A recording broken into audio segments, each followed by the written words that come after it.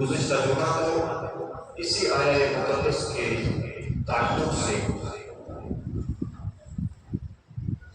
شان اولیاء کرام پر چند منٹ کی گفتگو ہوئی تھی، اسی سلسلے کو برقرار رکھنا ہے اور چند باتیں انشاءاللہ آپ کے گزار کرنے کی نصیحت کروں گا۔ اللہ تبارک و تعالیٰ کی بارگاہ میں دعا ہے کہ مولا کریم ہم سب کو حق بولنے، حق سمجھنے، حق سننے کو اس پر عمل کی توفیق عطا فرمائے، اور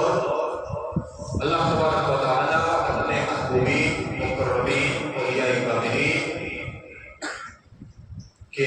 فیضان سے ہم سب کو اعلیٰ بات فرمائے۔ جیسا کہ میں نے عرض کیا تھا، یہ آیہ مقدس بہت سارے بزرگان دین سے تعلق رکھتا ہے اور اس کی نسبتیں ہیں۔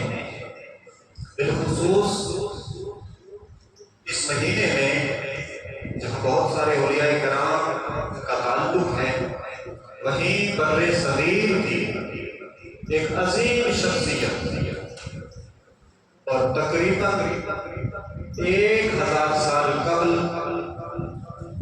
جو تبلیغ دین کے سلسلے میں بر صغیر میں وارد ہوئے، حضرت داتا علی حجویری علیہ رحمۃ و رضوان، اور آپ کی وہ ذات ہے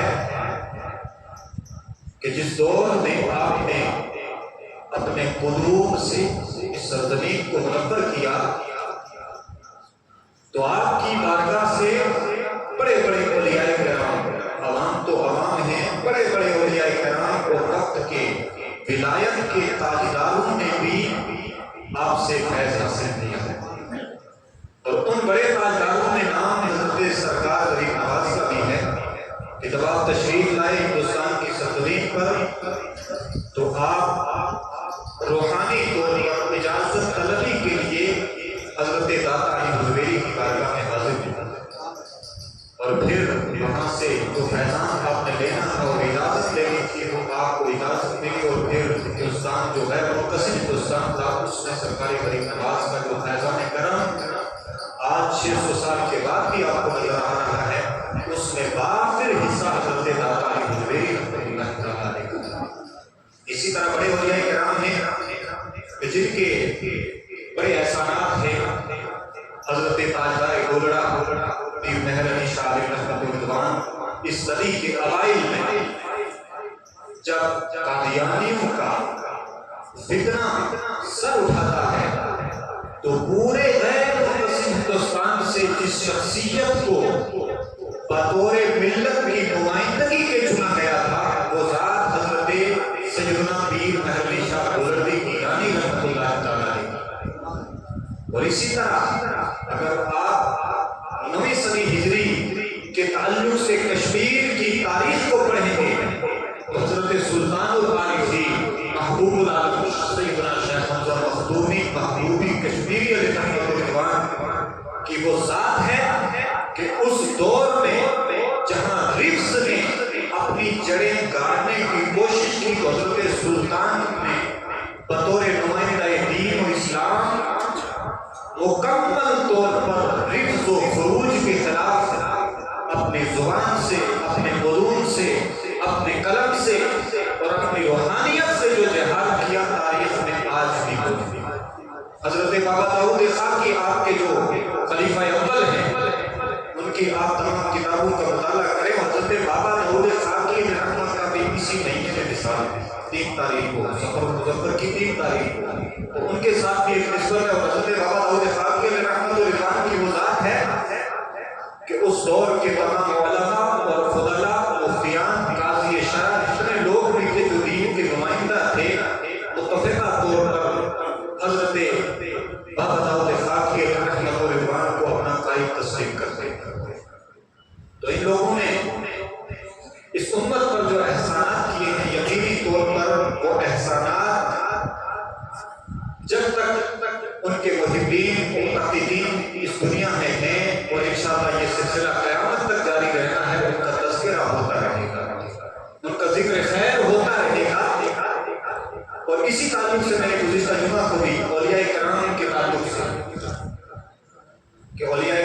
کے جو شرائط ہیں کہ ولی ہوتا کون ہے، اس تعلق سے میں نے تھوڑی سی اور مختصر سی گفتگو آپ کے سامنے کی تھی کسی آیت مقدسہ کی روشنی میں، اسی تسلسل کو مجھے برقرار رکھنا ہے۔ اور میں نے یہ عرض کیا تھا کہ ولایت کی دو قسمیں ہیں، ایک ہے تکوینی اور ایک ہے تشریعی۔ اور ولی بلاؤن اس کا مادہ ہے، اس سے یہ بنا ہے۔ اس کا معنی کیا ہے، اس کو تھوڑے سمجھنے کی ضرورت ہے ہمیں، اور پھر ایک حدیث نبوی ہے اس کے ساتھ میں اس کو جوڑ کر کے آپ کی گزار کرنے کی کوشش کروں گا، اس آیت کو بھی اور اس حدیث پاک کو بھی مربوط کر کے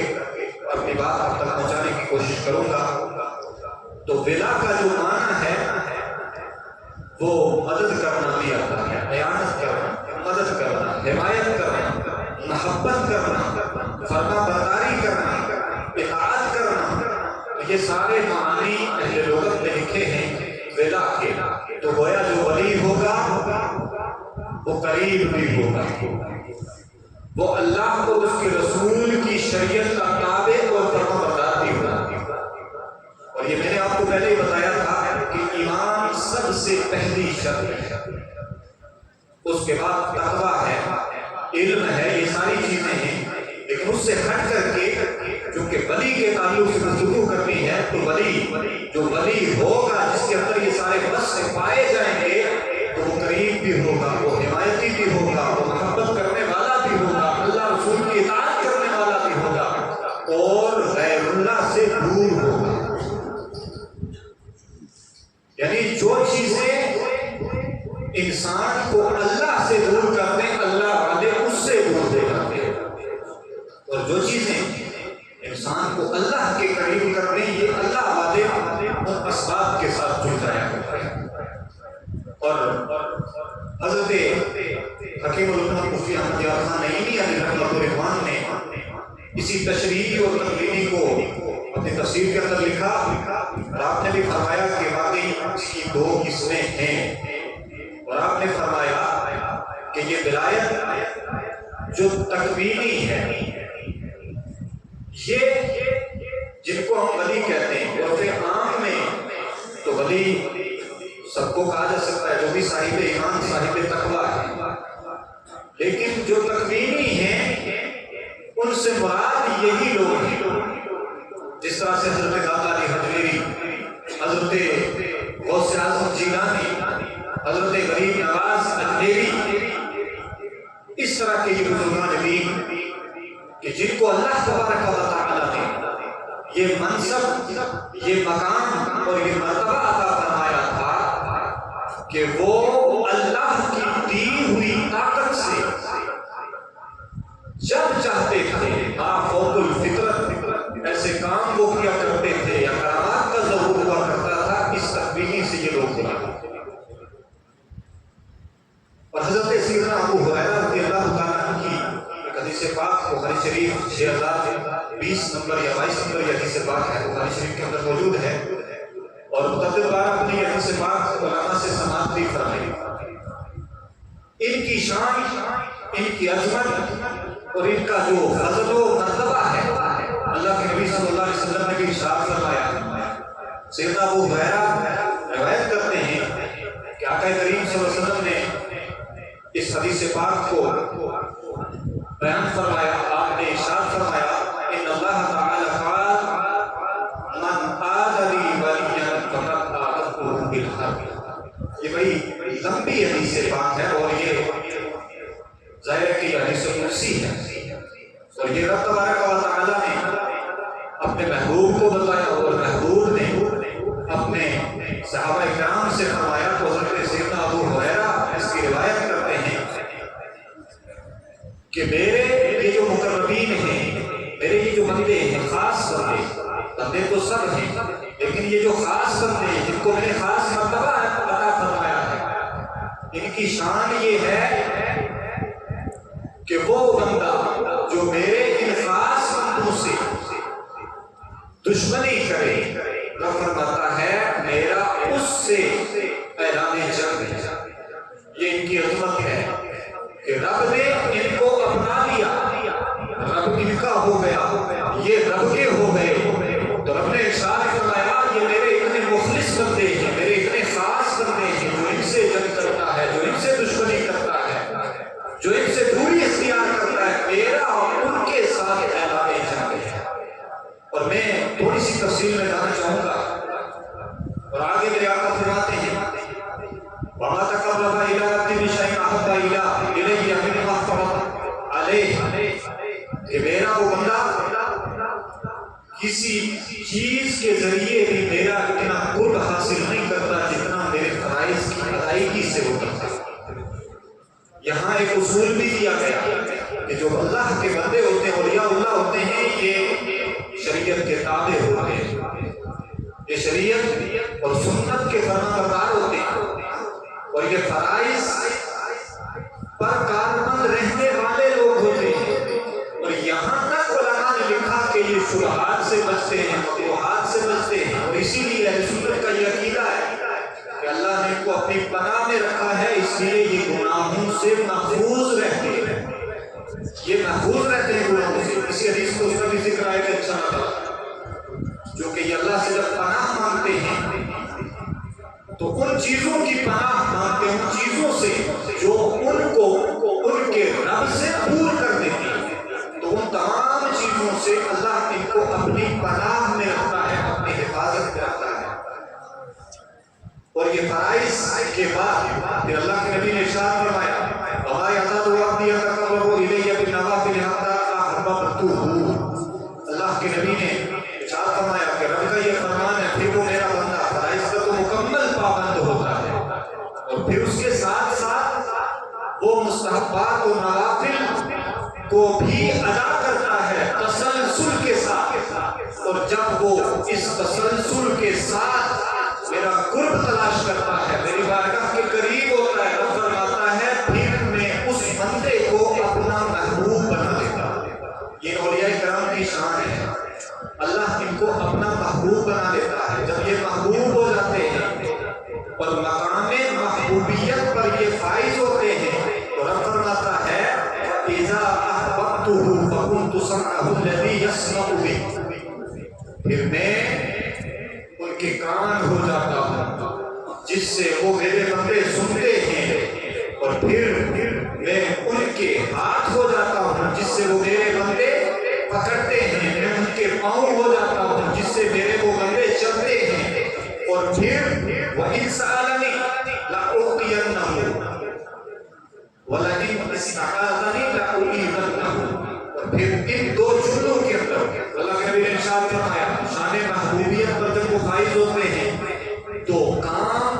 اعضائے ظاہری تو ان کے ہوتے ہیں، لیکن جو اس سے کرامتیں نکلتی ہیں، جو ما فوق الفطرت تو ان کے کام دیکھتے ہو، اعضاء ان کے ہوتے ہیں، آنکھیں ان کی ہوتی ہیں، لیکن دیکھنا میرا ہوتا ہے۔ یہ کام تو بظاہر ان کے ہوتے ہیں، لیکن ان کانوں کے اندر جو قوت سماعت ہے وہ میری ہوا کرتی ہے۔ ان کا پکڑنا ظاہری طور پر ہاتھ ان کے ہوتے ہیں، لیکن طاقت و قدرت میری ہوا کرتی ہے۔ گویا رب فرما رہا ہے کہ یہ میری طاقت اور میری قدرت کے مظہر بن جاتے ہیں جب یہ مقام محبوبیت پر فائز ہو گئے۔ پھر یہیں پر بس نہیں، آگے ارشاد فرمایا وَإِنْ سَأَلَنِي لَأُعْطِيَنَّهُ، پھر میرے یہ بندے مجھ سے جو سوال کرتے ہیں وہ فرماتا ہے ان کا جو سوال ہوتا ہے میں وہ عطا کرتا ہوں، جو یہ مجھ سے مانگتے ہیں میں وہ انہیں دیتا ہوں، اور پھر جب یہ مجھ سے میری پناہ طلب کرتے ہیں تو میں انہیں اپنی پناہ بھی دیتا ہوں۔ اسی لیے ہمارا جو عقیدہ ہے سنت و جماعت کا، وہ عقیدہ یہ ہے کہ اللہ کے یہ جو مقربین ہیں، چاہے وہ سلسلہ قادریہ کے ہوں، سلسلہ چشتیہ سے ہوں، کسی سلسلے سے ہوں، کیونکہ سب کا مرجع، سب کا مصدر وہ ذات ہے جناب احمد مصطفیٰ محمد عربی صلی اللہ علیہ وسلم کی۔ سارے سلسلے وہاں جا کر پہنچتے ہیں، کوئی سیدنا علی کے ذریعے پہنچتا ہے، کوئی سیدنا صدیق اکبر کے ذریعے پہنچتا ہے، لیکن پہنچنا جس مقام پر ہے وہ ذات مصطفیٰ صلی اللہ علیہ وسلم ہے۔ اور پھر یہ اولیاء کرام ہم اسی لیے محفوظ ہونے کا عقیدہ رکھتے ہیں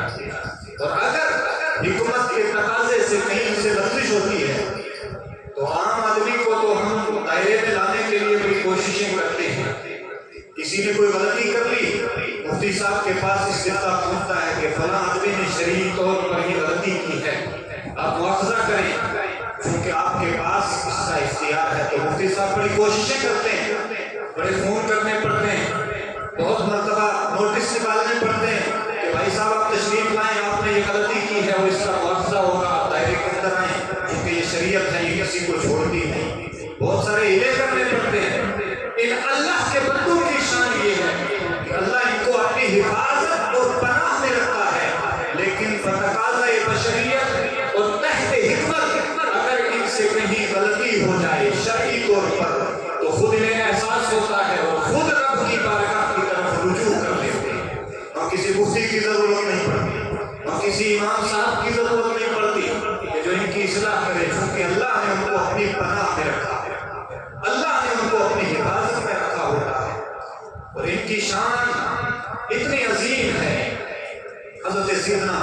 فاروق اعظم رضی اللہ تعالیٰ کی بڑی مشہور معروف روایت موجود ہے ابو داؤد شریف کے اندر، میں صرف اس کا مفہوم آپ کے سامنے رکھوں گا کہ اللہ کے نبی نے ارشاد فرمایا